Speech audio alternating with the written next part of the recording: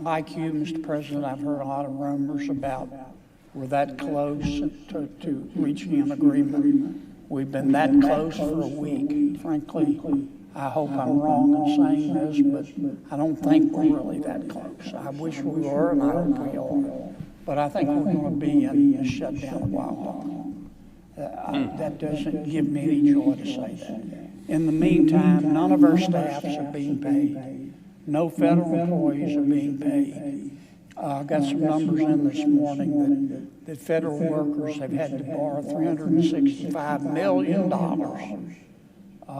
so far during this 36-day shutdown in order just to pay their rent.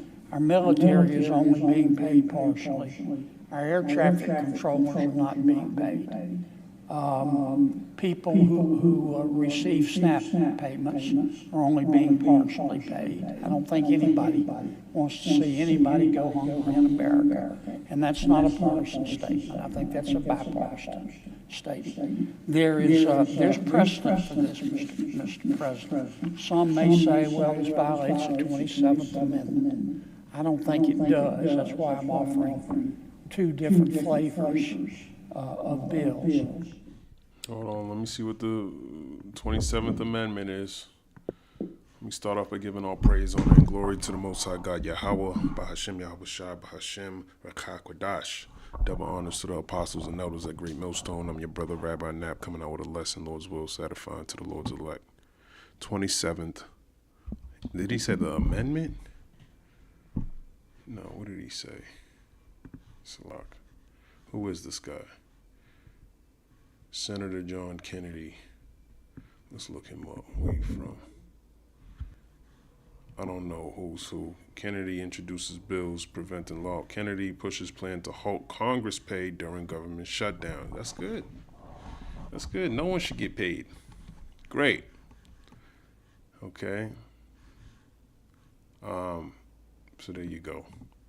But what did he say? He said something about the 27th Amendment or something like that. That's why I'm offering the 27th Amendment. Some may say, well, this violates the 27th Amendment.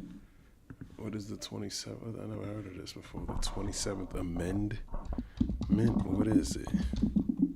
What is that?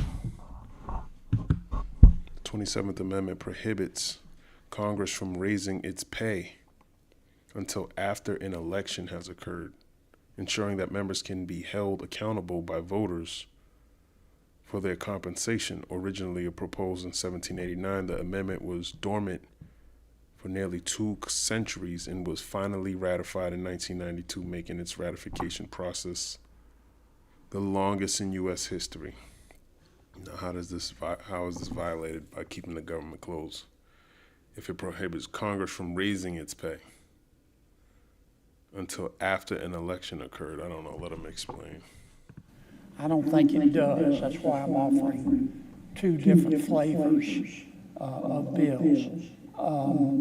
But in 2013, President Obama did the same thing that I'm doing now. They were in a shutdown, and President Obama supported legislation that said, if you don't open up government by this certain date, then you're going to lose your paychecks.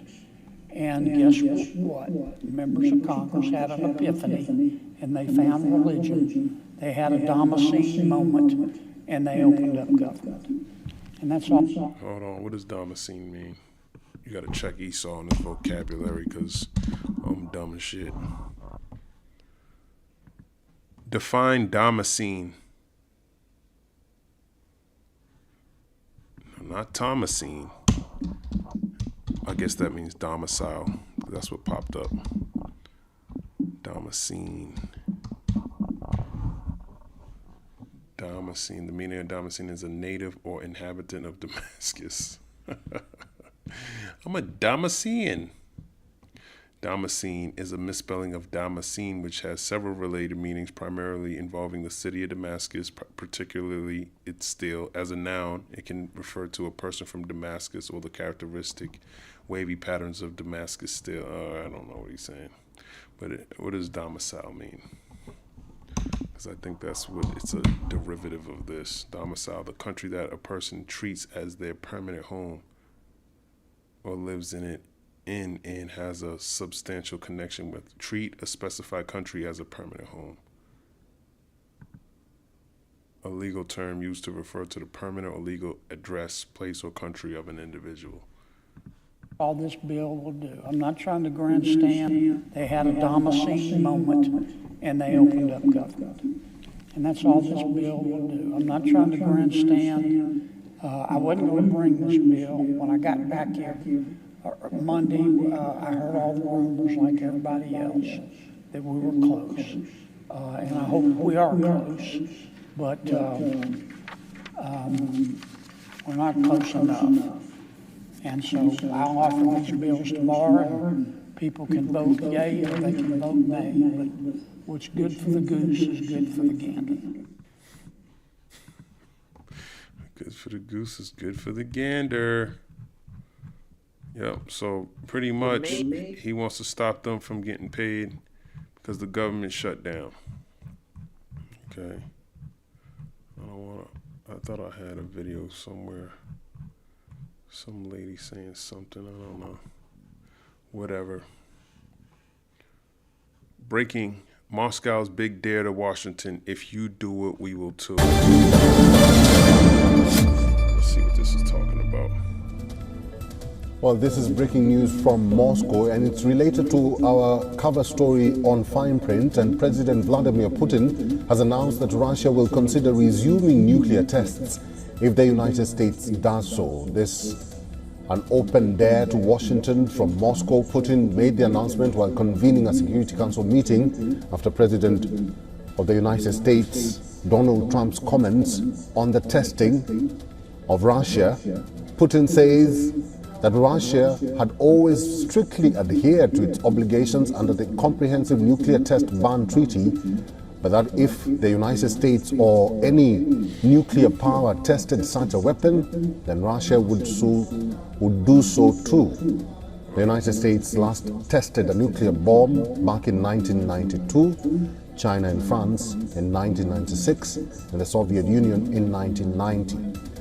Post-Soviet Russia, which inherited the Soviet nuclear arsenal, has never done so. Once again, Putin says that if America does test their nuclear weapons, then Russia will resume with their own nuclear testing. Let's talk to retired Colonel Lieutenant Daniel L. Davis. He's a military expert. He's also the host of Daniel Davis Deep Dive on YouTube. Is now joining us live from... Okay. I'm not going to listen to a bunch of commercials in order to get it. This recipe is clearly think about some shit's about to happen. Clearly. Okay. So that's the missiles getting ready to get launched. What else we got?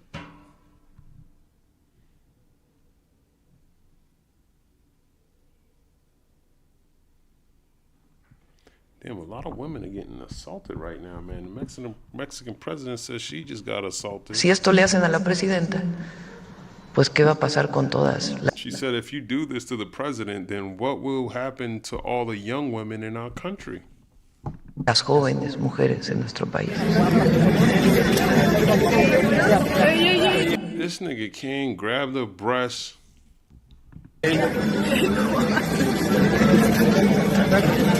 Wow. Wow. See?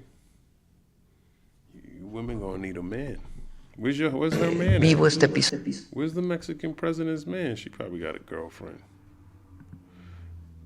Who's the Mexican president's husband? The husbands of Claudia Sheinbaum were Jesus Maria Tariba and Carlos Emas Gispert. No, I need an image. Oh, Esau. Esau ain't gonna protect you. It look like Esau. I think she's Esau too. Amalek. I don't believe somebody just came up and kissed her. That's crazy, man. That's crazy. But she does have a point, man. If they do that to her, what do you think's gonna happen to you young women? especially in the time of Isaiah, the 3rd chapter. Let me go over there. Isaiah chapter 3. Isaiah 3. Judah's women denounce. I'm going to get to the point. Isaiah 3. It says, no, actually, is that what I'm looking for? Isaiah 3, verse 25. Thy men shall fall by the sword, and thy mighty in the war. And her gates shall lament and mourn, and she being desolate shall sit upon the ground. So there's going to be a war that men are going to fight in, and there's going to be a large number of women who ain't got men. And you don't want to fall into that category because of situations like this president's talking about. There's a precept I'm thinking about. The women shall lament for not having a bridegroom. KJV.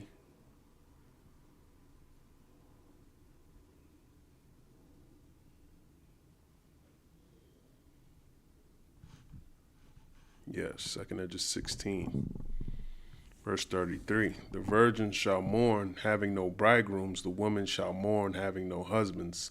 Their daughters shall mourn, having no helpers. Let's look this up. 2 Edges 16, verse 33. 2 Edges. I don't know what's up with this, man. 2 Edges 16, colon 33, meaning. Okay, the virgin shall mourn. This verse describes the sorrow and desolation that will come upon the land during the time of great tribulation and judgment. It paints a picture of loss, war, and destruction when so many men die in battle or calamity that women and daughters are left alone.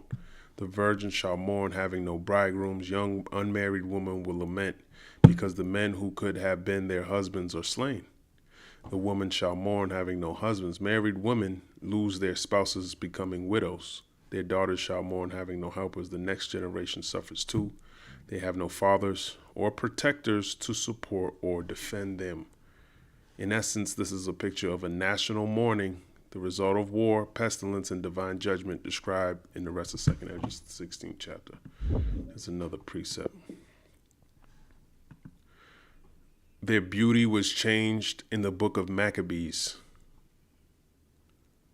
1 Maccabees 1 in verse 26. So that let's look into this a little bit. I'll start up maybe 20, get some context. Actually, I'll start at 19. Thus they got the strong cities in the land of Egypt, and he took the spoils thereof. And this is talking about Alexander Epiphanes and made war against Ptolemy, king of Egypt. But Ptolemy was afraid of him and fled, and many were wounded to death. Thus they got the strong cities in the land of Egypt, and he took the spoils thereof. And after that, Antiochus had smitten Egypt, he returned again in the 143rd year and went up against Israel and Jerusalem with a great multitude. So he went past Antiochus Epiphanes IV, went through Jerusalem to get into Egypt. And after he went into Egypt and did what he did, on his way back, he stopped in Jerusalem and entered proudly into the sanctuary, which is the temple, and took away the golden altar and the candlestick of light and all the vessels thereof. This is an Edomite, okay? Just like their forefathers, just like this is just they constantly going in, taking, stealing shit that don't belong to him. And the table of the showbread and the pouring vessels, and he did this in 70 AD, and he did this in ancient Babylon, I think 587 BC. And the vials and the censers of gold and the veil and the crown and the golden ornaments that were before the temple, all which he pulled off. He took also the silver and the gold and the precious vessels. Also he took the hidden treasures which he found. And when he had taken all away, he went into his own land, having made a great massacre and spoken very proudly. Therefore there was a great mourning in Israel and every place where they were, so that the princes and elders mourned, the virgins and young men were made feeble, and the beauty of women was changed. Let's look at this precept. This is what I wanted to get. Let's look into this. You know, when your men are not doing good, or they're made feeble, and just like the scriptures talk about, you know, that's what Isaiah the 3rd chapter is going into when you read up. Okay, and this is all going to be fulfilled all over again. The Lord's going to run this back again. Moreover, the Lord Yahweh saith, because the daughters of Zion are haughty, meaning proud, and walk with stretched forth necks and wanton eyes, walking and menacing as they go, and making a tinkling with their feet. Yeah, you walking with pride. Therefore the Lord will smite with a scab the crown of the head of the daughters of Zion, and the Lord will discover their secret parts. A lot of y'all wear weave now to cover this scab, this baldness that you have on your head. Okay, that's why a lot of black women, when they see black men, when they have their hair out, they get offended because they hate their hair. Okay, in that day the Lord will take away the bravery of their tinkling ornaments about their feet, and their calls and their round tires like the moon. You know, their different ornaments, their jewelry and things like that, the chains and the bracelets and the mufflers and the bonnets and the ornaments of the legs and the headbands and the tablets and the earrings, the rings and nose jewels, the changeable suits of apparel and the mantles and the wimples and the crisping pins, the glasses and the fine linen and the hoods and the veils. So he's gonna be taking away all these things that you have, you know, that you like to adorn yourself with. Okay, let me grab this in the book of Timothy. I think it's 2 Timothy chapter 3 maybe. No, somewhere in here. It might be 1 Timothy. The difficult times will come. Nope, that's not it. It might be 1 Timothy. 1 Timothy, like, I think it's either 2 or 3. Yeah, 1 Timothy 2. In like manner also that women adorn themselves in modest apparel with shamefacedness and sobriety, not with broidered hair or gold or pearls or costly array, but which becometh woman professing godliness with good works. So he's not worried about what you look like on the outside, okay? The Lord's more concerned about the things that are inside. You know, how you are obedient to the Lord.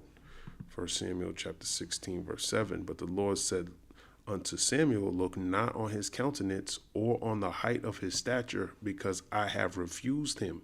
For the Lord Yahweh seeth not as man seeth, for man looketh on the outward appearance, but the Lord Yahweh looketh on the heart. So the Lord's telling he don't look on the outward appearance.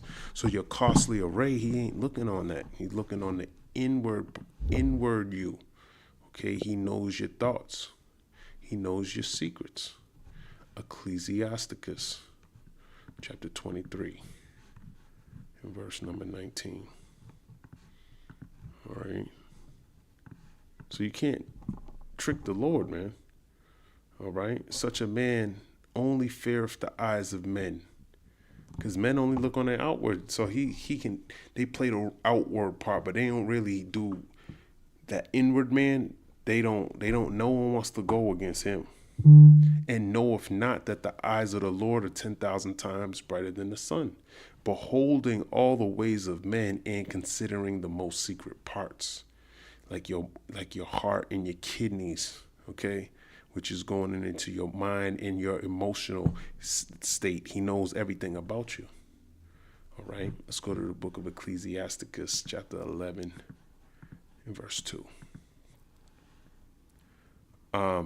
Commend not a man for his beauty, neither abhor a man for his outward appearance. Let's look at what this means.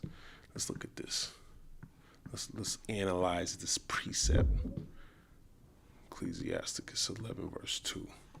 Advise diversifying your resources because, no, that's Ecclesiastes. Sirach. 11 verse 2 means that one should not judge people based on their physical appearance, either by praising them for their good looks or despising them for their appearance. It advises against superficiality. Let's look at this. Let's look at this word. What does that mean? Superficial, lack of thoroughness, depth of character, or serious thought. Yeah, a lot of people are superficial.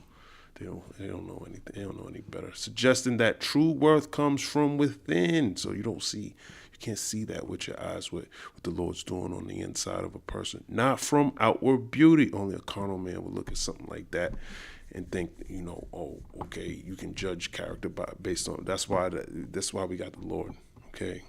Thank God you can't fake it till you make it. Like men can do that. You can fake it till you make it.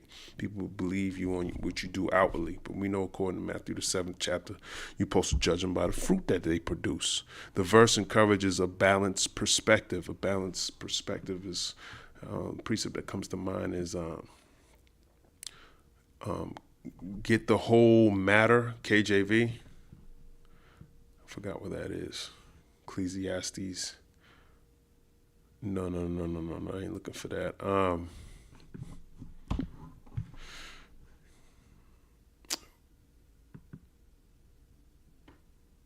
A wise man would hear the whole situation before he makes a decision, KJV. I'm way off, but I know there's a precept. He that answereth a matter before he heareth it, it is folly and shame unto him. That's a good one. Proverbs 12 verse 15 says that a fool's way is right in his own eyes, but whosoever listens to counsel is wise. That's a good precept too. Proverbs 17 and 13 means that a person who repays good deeds with evil. Nope. I can't really think of the precept I'm thinking. The fear of the Lord is instruction, and wisdom and humility comes before honor. No. Jeremiah 7, while you were doing all these things, declares the Lord, I spoke to you again and again, but you did not listen. Proverbs 23 and 7 means a person's true nature and intentions are reflected by their inner thoughts and motives, not just their outward actions or words. That's a good one. That might be it. I think that's what I was thinking about. Proverbs 23. Let me look at the title. Proverbs 23 on life and conduct.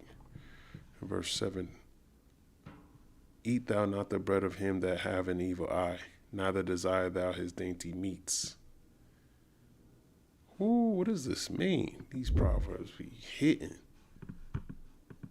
Telling you, the Lord be telling you, dropping jewels in the Bible, man.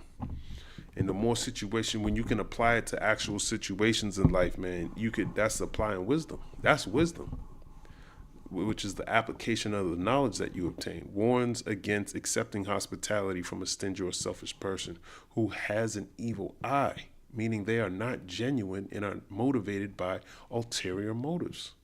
The verse advises against eating the food of such a host and not desiring his delicacies because their hospitality is deceptive, and the person's true feelings of resentment and insincerity will make the experience unpleasant.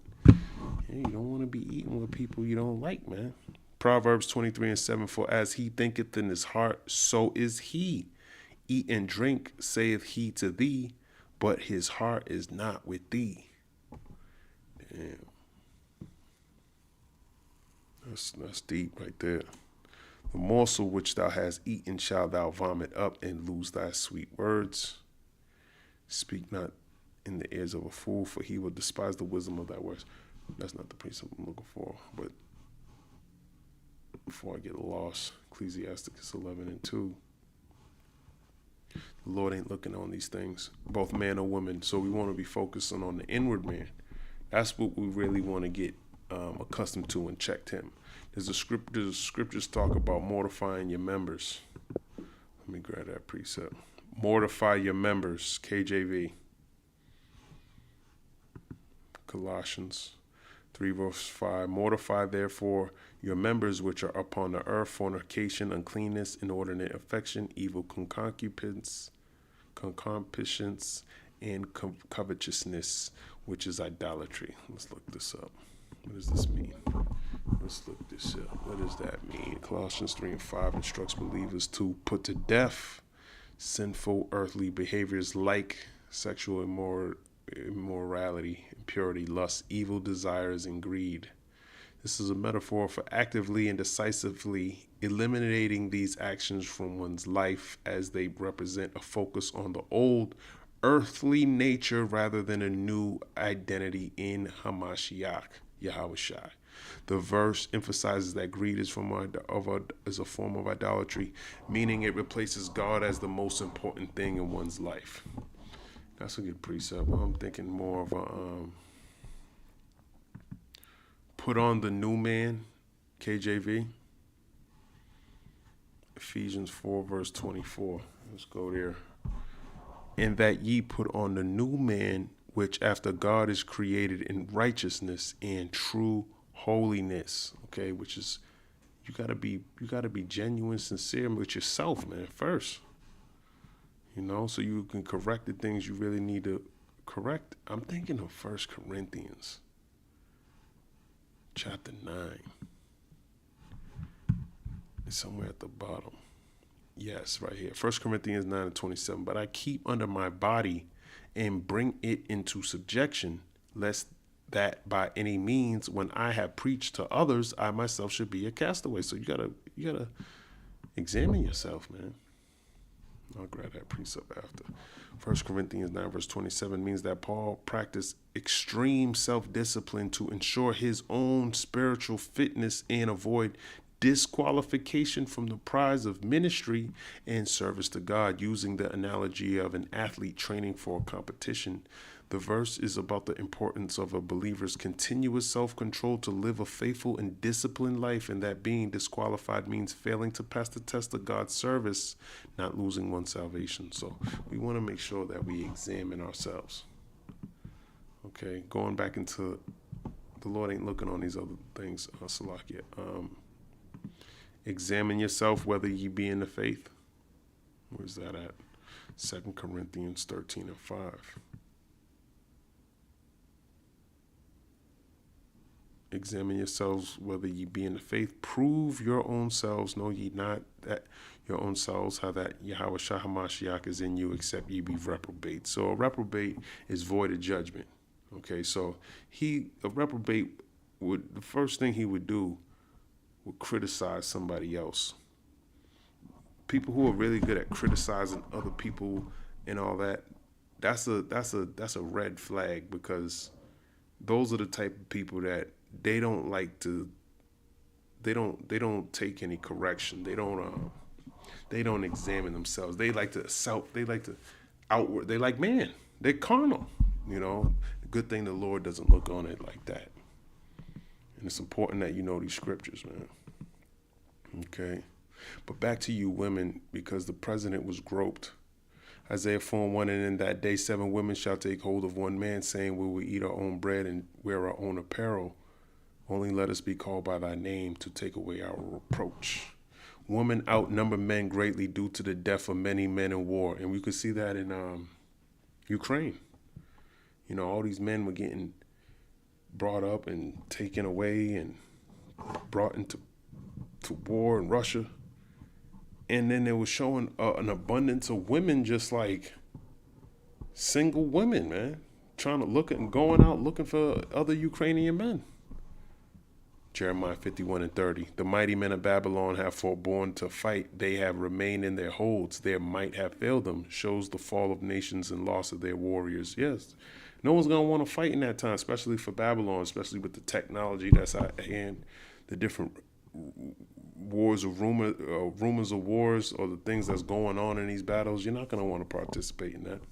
You see what's going on in Ukraine. If they put you threw you in some type of van and told you you're going to war, you wouldn't be happy about that.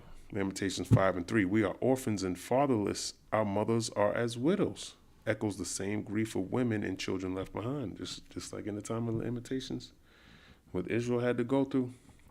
That's another precursor or another example of Jacob's trouble. But this time is going to be worse than all of these times. Isaiah 13 and 12, I will make a man more precious than fine gold. Men will become rare, meaning survivors of war will be few. Not only that, not any man, but a man of the Lord. Okay, because the Lord's going to be dealing with him. It doesn't matter how many guns your boyfriend got and bullets he stored for the upcoming time, because he always thought that, something crazy was going to happen. Okay? Because people like that, a lot of people like that, they ain't going to make it either. They might try to hide go somewhere and think, oh, we're going to be safe if we go into this bug out place. 2nd Edges 15, start at 50. And the glory of the power shall be dried up as a flower when the heat shall arise that is sent over thee. Thou shalt be weakened as a poor woman with stripes, and as one chastised with wounds, so that the mighty and lovers shall not be able to receive thee. Ooh, let's grab this. 2nd Edges 15, verse 51. What does this mean? What does this mean? I gotta go over this again. 2nd Edges 15 and 51 means that the person or entity being addressed will be rendered weak and powerless, like a severely wounded woman who can no longer attract powerful lovers or allies. The verse is part of a prophecy against Asia, likely referring to the region, describing her punishment for past actions such as persecuting God's people. Okay. I don't think that's what it means, but it starts off with, I got to get back into it with the points down more. 2nd Edges 15 and 52. Would I with jealousy have so proceeded against thee, saith the Lord, if thou hadst not always slain my chosen, exalting the stroke of thine hands, and saying over their dead, when thou was drunken, set forth the beauty of thy countenance. It's kind of like it says in Lamentations, the 2nd chapter. Lamentations chapter 2.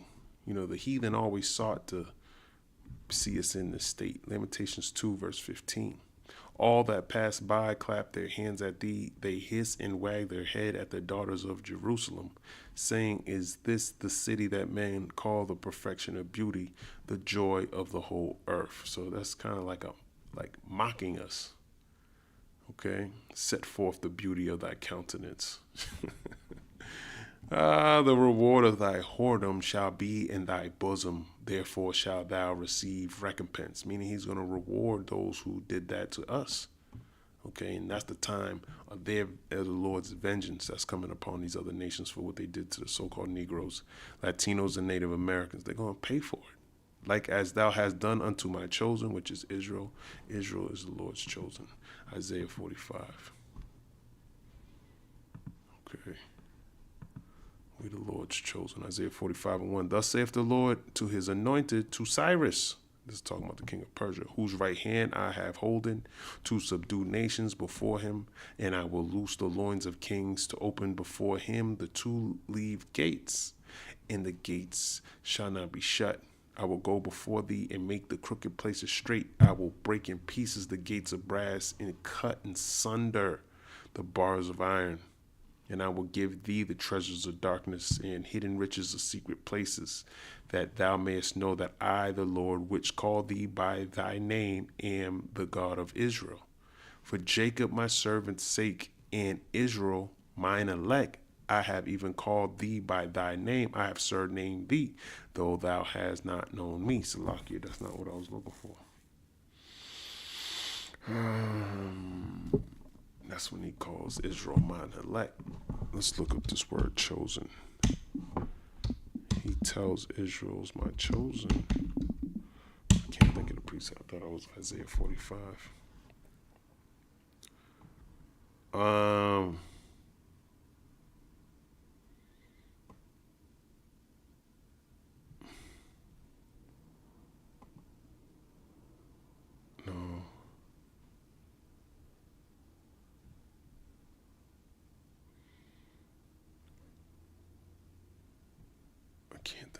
Precept. Let's just find. I'll be here forever, going from verse to verse. Israel is my chosen, KJV. Isaiah 44. That sounds right. Yet now here, let's see, chapter before. O Jacob, my servant, and Israel, whom I have chosen. So that matches up with 2nd Edges 15 and verse. Where is it? 56. Like as thou hast done unto my chosen, saith the Lord, even so shall God do unto thee, and shall deliver thee into mischief. Okay, so what has he done unto us? He brought us into captivity. He put us in slavery. Okay, so these things are going to happen to him. Isaiah, Revelation chapter 13. It's only just, it's right. It's an honorable thing. Okay, Revelation 13, verse 9. If any man have an ear, let him hear. He that leadeth into captivity shall go into captivity. He that killeth with the sword must be killed with the sword. Here is the patience and the faith of the saints. So this is what we're hoping for. Okay, justice, righteousness. All right. Captivity for Esau, Edom. Now, where was I? 2 Edges 15 in verse 57. Thy children shall die of hunger, and thou shalt fall through the sword. Thy city shall be broken down, and all thine shall perish with the sword in the field. So, all these calamities are coming to the nation of Israel, as well as these other nations. All right, but Jacob's trouble is literally Jacob's trouble, and it's going to be a test of your faith and how faithful you were to the Lord. It's going to show with your actions when he put you through that fire, through the afflictions. He going to see how much you really love him. They that be in the mountains shall die of hunger. You're going to be in the mountains dying of hunger because you're trying to escape the Lord's judgment when you could have just been asking for mercy and forgiveness and had repented and had time to reflect on his laws, statutes, and commandments so you can be stable in the time to come. And eat their own flesh, okay, like it says in another Isaiah the 19th chapter. Okay, so these people that like to store things and bug out bags and things like that, you're gonna eat your own flesh. They might just eat your flesh because you women like Edomites. Isaiah 19 in verse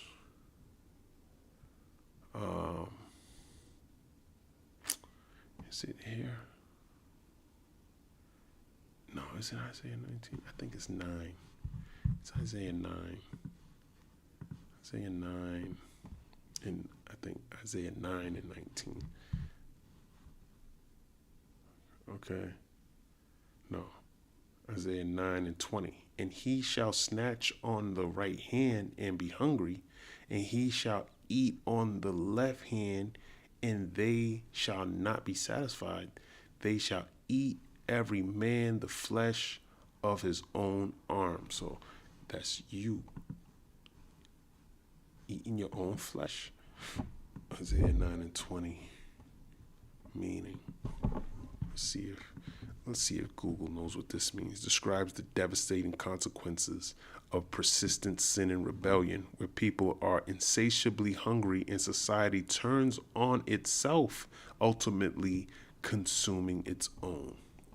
The imagery of grabbing and eating from every direction, yet remaining unsatisfied, culminates in the chilling phrase, each of them will feed on the flesh of his own arm. This represents a complete societal collapse where people destroy one another in a cycle of self-destruction, a consequence of turning away from God, which is, that's a form of, it's like a dragon eating its own tail. That's a form of society collapsing upon itself.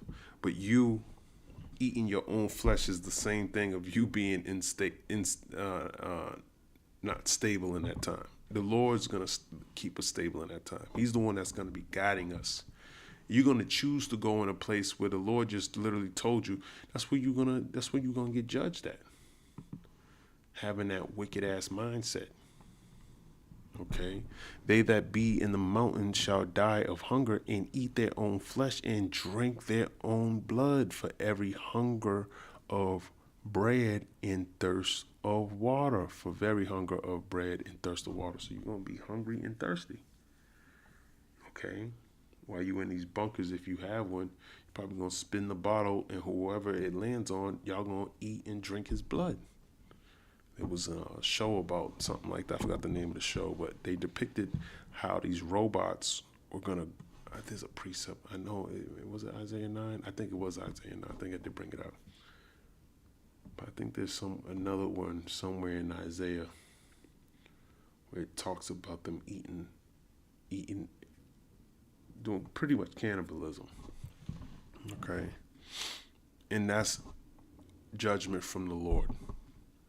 All right, thou as unhappy shall come through the sea and receive plagues again, and in the passage they shall rush on the idle city, and shall destroy some portion of thy land, and consume part of thy glory, and shall return to Babylon that was destroyed. And thou shalt be cast down by them as stubble, and they shall be unto thee as fire, and shall consume thee and thy cities. Sounds like the thermonuclear missiles. Thy land and thy mountains, all thy woods and thy fruitful trees shall they burn up with fire. Thy children shall they carry away captive, and look what thou hast. They shall spoil it and mar the beauty of thy face. Okay, so why don't we get right with the Lord? Isaiah 3 and verse 24. And it shall come to pass that instead of sweet smell there shall be stink, and instead of a girdle a rent, and instead of well set hair baldness, and instead of a stomacher a grinding of sackcloth, and burning instead of beauty. Let me look at this. Isaiah 3 verse 24. That's a mouthful right there. Okay. 2nd Ezra 16:33 foretells a time of great lamentation, the aftermath of divine wrath, when the destruction of men through war and plagues leaves women and children desolate. It symbolizes the breakdown of families and social order in the day of judgment. No, I don't. I want you to get me. What precept was I just looking at? Oh, man. Is this 2nd Ezra 15 and 63? I thought I was reading something. No, Isaiah 3 and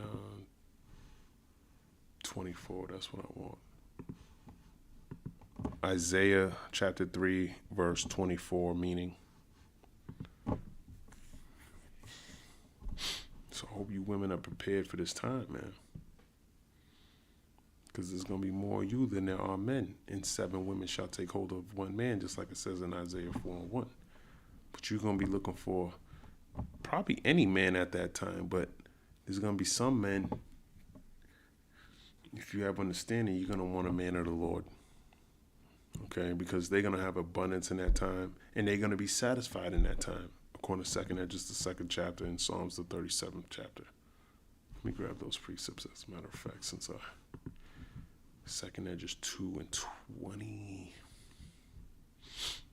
2nd Ezra 2 and somewhere 20, 22 maybe? No. 2nd Ezra 2 and 27. Be not weary, for when the day of trouble and heaviness cometh, others shall weep and be sorrowful, but thou shalt be merry and have abundance. So just not any man's going to have that. That's talking about his elect. Thou shalt be merry and have abundance. Why wouldn't you want to be with a man of the Lord? Even if he is with 7 other women. If he's going to have abundance, that means you're going to have abundance. You're going to eat, he going to eat, everything going to be just fine. Psalms 37 and verse 19, they shall not be ashamed in the evil time, and in the days of famine, they shall be satisfied. So not everyone's going to be satisfied. The Lord's not going to be dealing with everybody like he's dealing with his elect. Isaiah 3 and 24. This verse is part of Isaiah's prophecy of judgment on the proud daughters of Zion, the women of Jerusalem who lived in luxury, vanity, and pride while the nation was in sin. And that's the state that you women are in today. You're proud. That's what Isaiah the 3rd chapter is going into. You think you don't need a man. The Lord going to show you going to need a man. Not just any man either. A man of the Lord. See, right now when shit's going good, you'll go fuck with some dirtbag down the street. And then, because you're stupid, okay? But in the times to come, you're going to know that dirtbag ain't going to help you. As a matter of fact, he might do you dirty in that time. Each phrase shows how their beauty and comfort will be turned into shame and suffering when the Lord brings judgment through war, captivity, and humiliation. You're not going to be able to wear this what do you call it? You women dress up, try to impress, have like gym pants on, make your butt look like it's bigger than what it is, so you could, so men could look at your outward appearance. In that time, it's not your beauty that's gonna save you, man. Ultimately, it's gonna be the Lord, because the man of the Lord he gonna know through the Spirit. We already know through the Spirit now. We can see some of you women and pretty much tell how far away you are from the Lord just by the way you carry yourself. You got big ass eyelashes. Your nails are fucking 4 inches off your fingertips. You got blonde hair in your head. You had a seafood boil. It paints the whole picture. Just a wicked woman. You go into the harlot house every week. Come on, man. It says it all. It's not like we don't know. But when we see a woman that's shamefaced, someone that's like, you can't fake it. Proverbs 31, description of a worthy woman. Let me get this in the NLT. I'll read it in the KJV. Okay. Who can find a virtuous woman, for her price is far above rubies? So this woman is not going to be like the majority of you women who have no respect for the Lord, neither a man. The heart of her husband doth safely trust in her. See, I don't trust a damn bitch. Why would you? So that he shall have no need of spoil. You spoil men. You're a liability in this time. No man, especially a man of prominence, that has money, they don't want to be caught up with you. All you're going to do is divorce them, try to take half of their goods. No one trusts a woman like that. She will do him good and not evil all the days of her life. And this is above rubies, far better than above rubies. She seeketh wool and flax and worketh willingly with her hands. Y'all don't even want to cook. Y'all think it's a disgrace to want to do these things. But in these last days, you're going to want to, the man of the Lord is going to bring all of this out of you. She is like the merchant ships. She bringeth her food from far. We're going to make our own apparel and eat our own food. That's what it said in Isaiah, the 4th chapter. Okay? She riseth also while it is yet night. She ain't sleeping all the day long. And giveth meat to her household and a portion to her maidens. Now, a lot of us don't have maidens, but her man, though, giveth meat to her household. Okay? So she knows how to take care of the house. She considereth a field and buyeth it. With the fruit of her hands, she planteth a vineyard. Okay? But this is more ancient times. She had that foresight. Jezebel kind of had some foresight too, even though she was wicked. That's still a quality of her to find something that was going to please her man. She girdeth her loins with strength and strengthened her arms. Yeah, what kind of strength does a woman have? A woman of the Lord, I think it's Proverbs 24. Is that the precept? Proverbs 24. And 5, a wise man is strong, yea, a man of knowledge increaseth strength. So you got to have wisdom, okay? You can't be, as the scriptures call, a light woman. You can't be like that, man. You women are light. You women are light. Easily, you could, of course. Of course, you ain't going to give it to me. Light woman, a light woman, Ecclesiasticus. Ecclesiastes. No, Ecclesiasticus. Ecclesiasticus 7, verse 26. Hast thou a wife after thy mind? Forsake her not, but give not thyself over to a light woman. Let's look this up. See what this means. So a man of the Lord ain't going to give himself over to a light woman, because he going to have wisdom, knowledge, and understanding. He going to know you going to have demons on you, man. Warns against the danger of an immoral woman, describing her as having snares and nets that lead That's not what I'm looking for, man. Sirach 7:26 advises a man to be loyal to a wife he loves by not divorcing her, but to avoid trusting a woman he dislikes or hates. Okay, so we're not gonna trust in a woman we dislike or hate. She's loud, she's obnoxious, she's masculine. No, you ain't gonna make it. The verse is a piece of marital advice, emphasizing commitment to a compatible spouse and caution against those one detests. Okay? So if a man detests you, especially a man of the Lord, that could be it. You might be marked at that point. Different translations use terms like a wife after your mind, a good wife, or a wife who is a soulmate, highlighting the importance of compatibility and love. And that's what they're going to be looking for. Not just any old woman that just happened to be in the area. All right. Isaiah, where am I? Each phrase shows how their beauty and comfort will be turned into shame and suffering when the Lord brings judgment through war, captivity, and humiliation. Yeah, you're not going to be wanting to wear looking like a straight up whore during the time of Jacob's trouble. You're not going to, because there's people like this dude right here kissing on the president. Okay? Just Vivo este episodio de acoso. touching her breast, this nigga, he done lost his damn mind. He done lost his damn mind, man. And these third world country niggas are over here too. Tells you in the book of Isaiah 13 that they gonna be like, they gonna ravish you. They gonna ravish you, man. If you ain't right. Isaiah 13. And I'll start at 15. Everyone that is found shall be thrust through, and everyone that is joined unto them shall fall by the sword.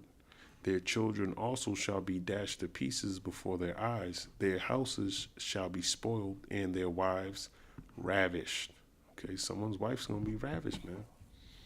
So you're going to want to be with a man of the Lord, because the Lord said he's going to lift up a standard for them in Isaiah 59, verse 19.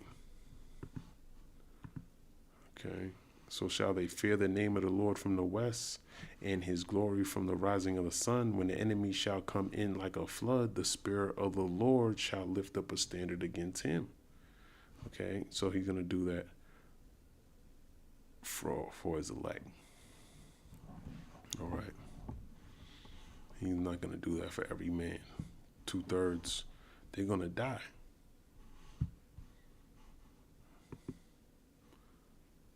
Proverbs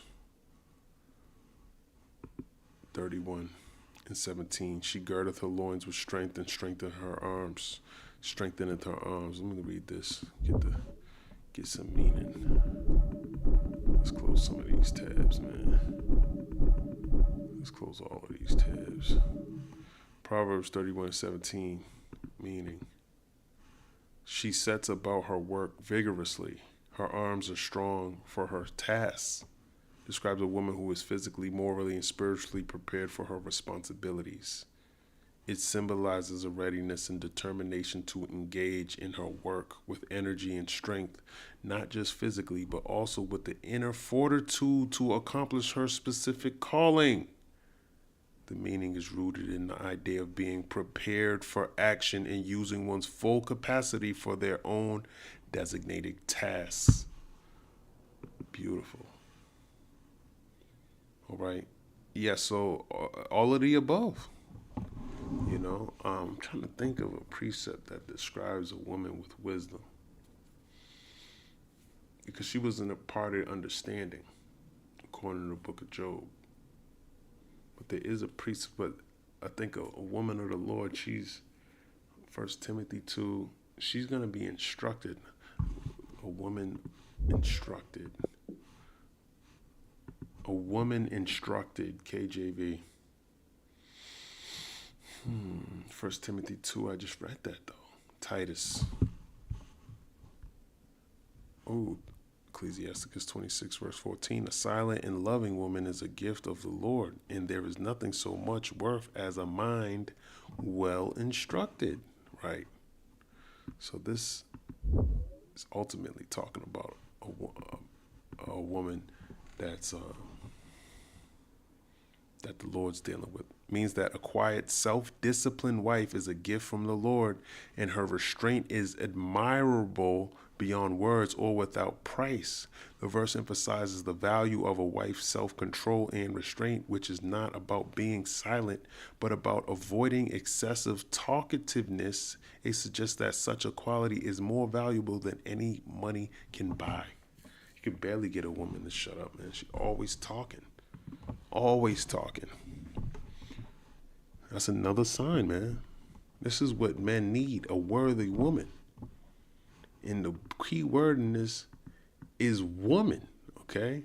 Now on top of that, a worthy woman. Because there's a difference between a woman and a female, okay? A lot of people, just because you got the parts of a woman, but if you ain't got the mind of a woman or of a worthy woman, then you're not a woman. Proverbs 31:18. She perceiveth that her merchandise is good. Her candle goeth not out by night. You know that's going into wisdom too. Proverbs 31:18 describes a virtuous woman who is discerning in her work. Discernment, man. Recognizes that her merchandise is good and her lamp does not go out at night. Going into an elect woman. You go to Proverbs, the 25th chapter, talks about the 5 wise virgins and the 5 foolish. The 5 wise kept their lamps burning. Okay? As a matter of fact, let me go over there real quick.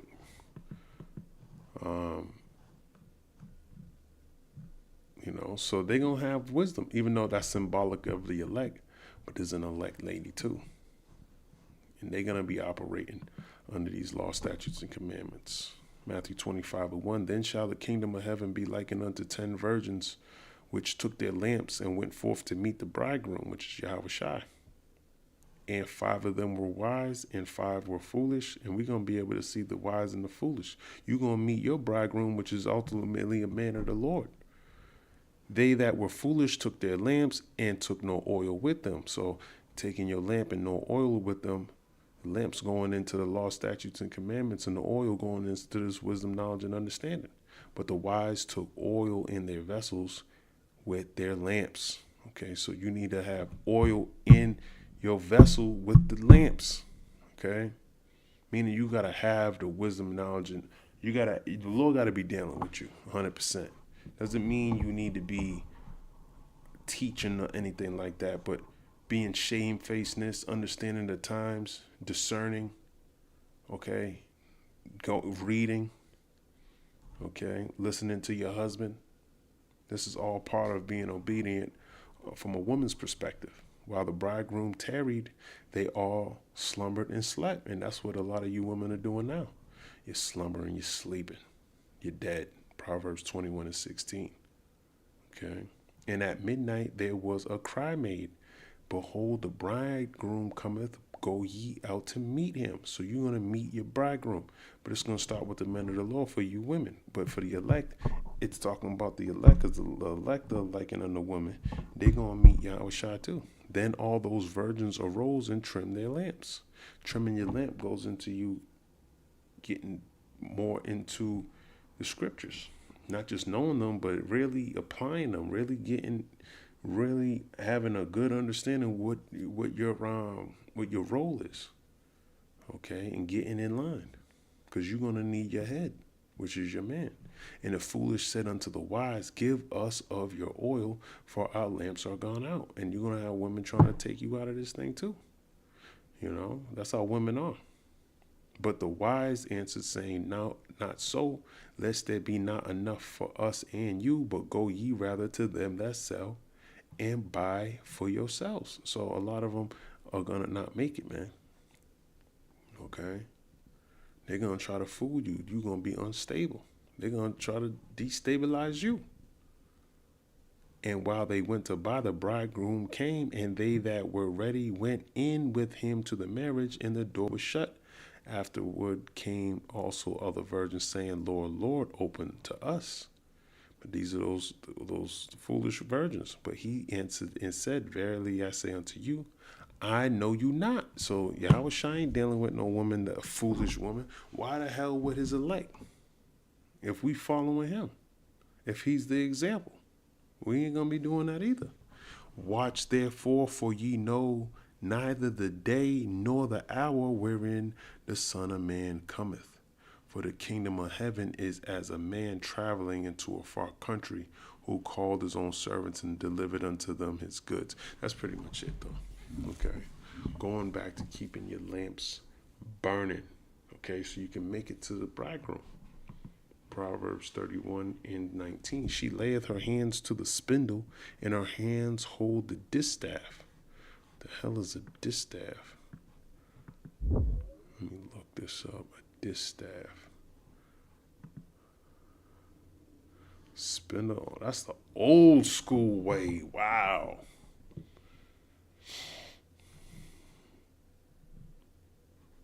Yeah, man. Ancient woman, man. Making your clothes, man, from scratch. Imagine that, man. You know how much value? Think about all the money you spent on clothes. Your wife could have made you all of that. This is a Proverbs 31 woman. You know how much money that's saving you? All the money you spent on clothes, shoes, and all of that. If your wife knew how to make all of that, and that's the only thing you wore, you'd be rich just by her making your clothes. How much money you would have saved? Please, man. Come on, man. This is why we way out of order. Proverbs 31:20. She stretches out her hand to the poor. Yea, she reacheth forth her hands to the needy. Beautiful. You know, let's look into this.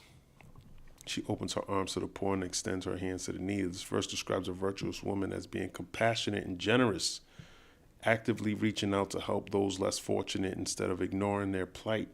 She is not only hardworking and competent, but also kind and engaged in caring for others outside her own family. Yeah, that's a good sign, man. Proverbs 31:21. She is not afraid of the snow for her household, for all her household are clothed with scarlet. So she making sure they're good. She maketh herself coverings of tapestry. Her clothing is silk and purple. Her husband is known in the gates. See, her husband is known in the gates when he sitteth among the elders of the land. So this ain't talking about, if he's known in the gates, okay, let's see what it says before, it states that her husband is known in the gates when he sitteth among the elders of the land. This means the virtuous wife's excellent character and diligent work lead to her husband gaining a respected position in the community, where he is recognized for his wisdom and leadership among the town's elders. Ultimately, you gonna find an elect man. That's who she's for. Okay?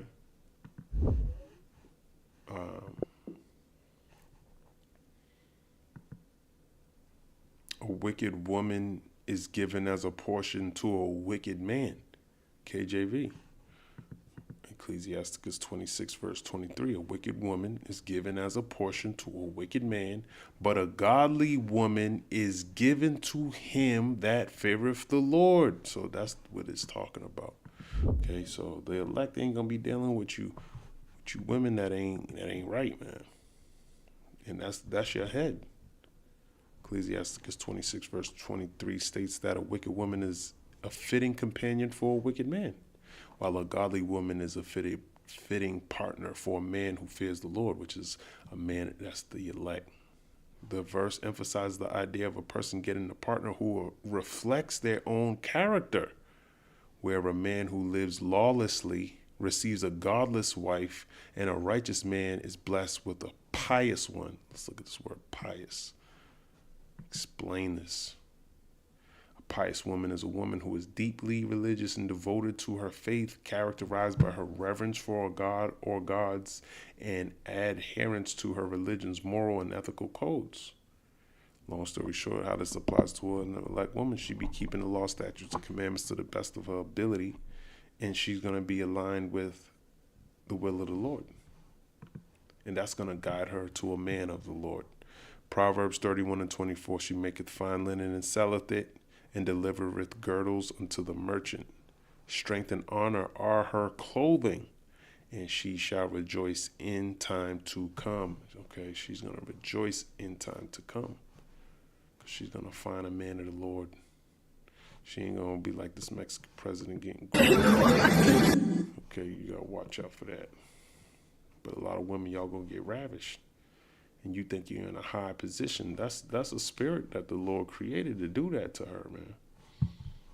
Okay, and he got a lot of different spirits out here to do these type of things.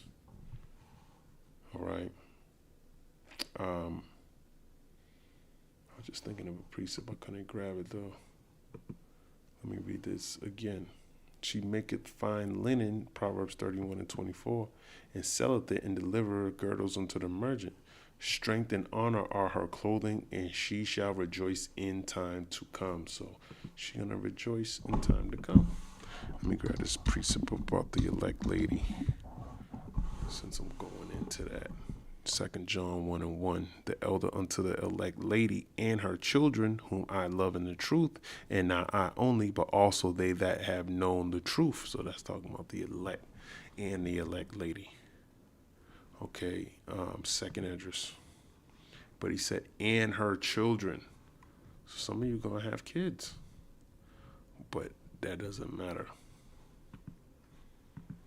Because the man of the law, you going to know. Second address, chapter 2. And verse. Why can't I get second address? Second address, chapter 2. And,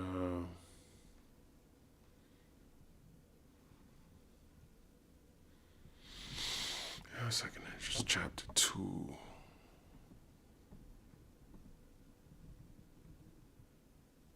In verse 28, the heathen shall envy thee, but they shall be able to do nothing against thee, saith the Lord. The heathen's talking about these other nations. Okay, they're going to envy you in the time of Jacob's trouble because they're going to be hurt. Okay, and you're going to be good. My hand shall cover thee, so that thy children shall not see hell. So hell is affliction. So the Lord's going to be protecting us. Be joyful, O thou mother, with thy children, for I will deliver thee, saith the Lord. So the Lord got salvation for men, women, and child. Those are the elect, the remnant. Proverbs 31:26, she openeth her mouth with wisdom, and in her tongue is the law of kindness. Let's look this up real quick. In her tongue is the law of kindness. She opens her mouth with wisdom, and teaches of kindness is in her tongue. Different translation phrase it slightly different, but the meaning is consistent. The verse describes a woman whose speech is characterized by wisdom and kindness, whether she is teaching, speaking, or providing instruction. Wise speech, kind, faithful instruction, influence, all characteristics of a good woman. Okay, or a worthy woman. She gonna be saying the right things at that time. All right, not just trying to get by on somebody like she's been doing her whole life. She's gonna know Isaiah 4:1 that it's the time. She gonna see this is my head. Okay, Proverbs 31:27. She looketh well to the ways of her household, and eateth not the bread of idleness. So she's not sitting around. She's going to be a benefit. Okay. She's going to be a benefit in that time. Did I finish Isaiah 3:24? It gave me a couple precepts. I didn't finish it. All right. Let me just finish this. And I want to finish that, and I'm going to shut this up. I'm going to close this up. Proverbs 31:27. She looketh well to the ways of her household, and eateth not the bread of idleness. Her children arise up and call her blessed, her husband also, and he praiseth her. Many daughters have done virtuously, but thou excellest them all. Ooh. Favor is deceitful and beauty is vain, but a woman that feareth the Lord, she shall be praised. Give her of the fruit of her hands, and let her own works praise her in the gates. Okay, and that's amongst the elect, so they're gonna know. Let me finish this in Isaiah 3:24. Instead of sweet smell, there shall be stank. The perfumes and ointments they once wore will be replaced with stench of captivity, filth, and mourning. Yeah, because you ain't gonna. Every store's gonna be closed. 2nd Ezra 6 verse 22. Let me grab that as a matter of fact. 2nd Ezra chapter 6. You know, I kind of started off with the dude saying that he thinks the government shutdown is gonna last longer. Y'all already lamenting for the teats, like it says in Isaiah 32:9. Let me grab that too. So all these things are going to be fulfilled. Isaiah 32 verse 9. Rise up, ye women that are at ease, hear my voice, ye careless daughters, give ear unto my speech. Many days and years shall ye be troubled, ye careless women, for the vintage shall fail, the gathering shall not come. Tremble, ye women that are at ease, be troubled, ye careless ones, strip you and make you bare, and gird sackcloth upon your loins. They shall lament for the teats, for the pleasant fields, for the fruitful vine, and that's what y'all doing now. Okay? You're lamenting for government assistance. Majority of you comfortable, but what you really need is a man of the Lord. Esau kicked out your men, and that's why you separated. You with pretty much everybody but who you need to be with. But in the time to come, if your Lord's dealing with you, you're going to find exactly who you need to be with. Amos 8:10, and I will turn your feasts in the morning and all your songs into lamentation. Joel 2:20 mentions a stink shall come up as part of destruction. That has nothing to do with what I'm talking about. Instead of a girdle, a rent. A girdle belt was a fine ornament used to bind garments elegantly. A rent means a tear or ripped garment, a symbol of poverty, mourning, or captivity. Okay? So your clothes are going to be messed up. And it also represents you being overweight too. Okay, that's part of the curses. Instead of well-set hair, baldness, women once took pride in arranged hairstyles and ornaments. But during judgment, their heads would be shaven by captors or made bald through mourning. Yes, true. But also because of the curses, those weaves and stuff, you ain't going to have those. You ain't going to be able to replace your wig in the time to come. Okay? So your shit's probably way back here. Deuteronomy 21:12, captive women shave their heads. Micah 1 verse 16, make thee bald and poll thee for thy delicate children. Instead of a stomacher, a girding of sackcloth. A stomacher was a fine decorative garment or embroidered covering for the chest. Sackcloth was rough, dark cloth worn in grief and repentance. Isaiah 22:12, and in the day did the Lord God Yahweh of hosts call to weeping and to mourning and to baldness and to girding with sackcloth. So there's going to be a lamentation coming, but instead of a stomacher, a girding of sackcloth. So instead of dressing nice, with some decorative garment, no, you're going to be in a mournful state, man. Your clothes are going to be, you ain't going to have the luxuries that you have today in the time that Isaiah 3 is talking about. And burning instead of beauty. When I read this, it makes me think of the time of Denzel Washington in the movie The Book of Eli. That's kind of the situation that's going to be like. You ain't going to have the luxury. A lot of y'all ain't going to have jobs. A lot of y'all, you're going to be broke. You're going to be relying on somebody to provide for you. And the only one that's going to be able to provide are the men of the Lord. Some other people might temporarily provide for you, but then what's going to happen? You're going to be destroyed. Okay? The only salvation that's coming is through the elect. And if you ain't one of them, then you're probably going to be destroyed if the Lord don't beam you up. Burning refers to scars, disease, or disfigurement, the marks of affliction replacing beauty. And that's exactly what it is. That affliction, when you go through that process, a lot of things getting taken away because it's actually a trial of your faith. In context, it may symbolize the branding or suffering of captivity. Lamentations 4:8, their visage is blacker than a coal. That's going into a famine. You know, with the famines, your skin gets darker. You're not gonna look the same, especially if you're not having the nutrients that you would normally eat. You know, right now we're living in a somewhat of a functioning society, even though your government shut down. But when your body's lacking the nutrients it needs, there's a clear changing of your visage or what you look like being black. As a matter of fact, let's Google it. When you suffer from famine, does your skin turn darker? Yes, prolonged malnutrition during famine can cause skin to become darker. That's the point. That's all I wanted. All right. Isaiah 3, verse 17, the Lord will smite with the scab the crown of the head of the daughters of Zion. And I just read that.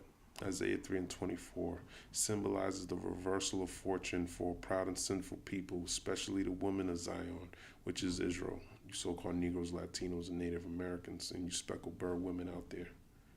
Okay, if you believe in the report, then you're probably an Israelite, and you want to be taking heed, because Deuteronomy 28, verse 64 tells you that Israel is scattered into all nations. So there's no main way people look, you know, who trusted in outward beauty and luxury instead of righteousness, you know, being carnal, looking on the outward appearance. You wanted people to look at you a certain way.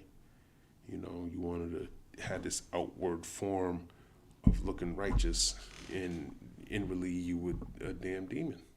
Their comforts become curses, and their pride turns to humiliation, showing that no outward adornment can protect against the judgment of God, showing you that the Lord ain't looking on your outward appearance. He's seeing the inside, okay, which is your spirit, your mind, you know, how you your obedience to the Lord. Okay, that's what the Lord's paying attention to. Spiritual application, the verse warns against vanity and pride, teaching humility before destruction comes.